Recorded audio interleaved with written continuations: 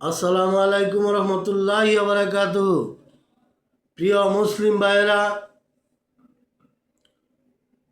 আজকে বর্তমানে দেখতেছি বাংলাদেশের তারেক নায়ক তারেক জিয়া এই 2-3 দিন আগে একটা বক্তব্য দিছে পরিবেশ নিয়ে। বাংলাদেশের পরিবেশ অত্যন্ত খারাপ, আমরা লক্ষ্য করতে পারছি।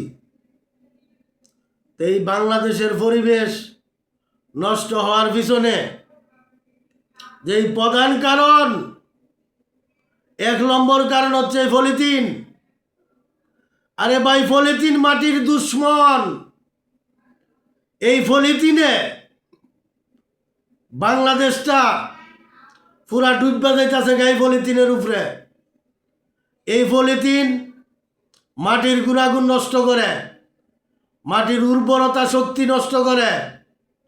এই পলিথিনের কারণে আজকে বাংলাদেশের ভিতরে বিভিন্ন জায়গায় ময়লার স্তূপ। কারণ বাসাবাড়ির থেকে মহিলারা এই পলিথিনের ভিতরে বইরা বইরা ময়লা ফালা, আর এই পলিথিনের ভিতরে ময়লাগুলা থাকার কারণে এই ময়লাটা পচে না।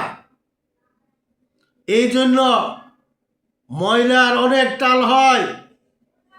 এই পলিথিন বন্ধ করতে হবে। সম্মানিত তারেক জিয়ার কাছে আমার অনুরোধ, আপনি যদি বাংলাদেশের পরিবেশ ঠিক করতে চান, এই পলিথিন অতি দ্রুত বন্ধ করতে হইব। এই পলিথিন উৎপাদন বন্ধ করতে হইব।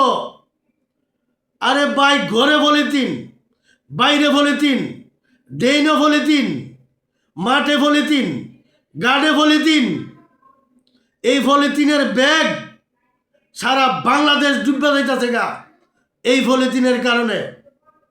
এই পলিথিনের কারণে ফসল উৎপাদন বন্ধ হয়ে যাবে, কারণ মাটির গুণাগুণ থাকবে না। অতি দ্রুত তারেক জিয়াকে আমি বলতে চাই, অতি দ্রুত আপনার কাছে অনুরোধ, এই পলিথিন বন্ধ করেন। প্রিয় ভাইয়েরা আমার, বর্তমান বাংলাদেশের সরকার উনি ইসলামপন্থী সরকার।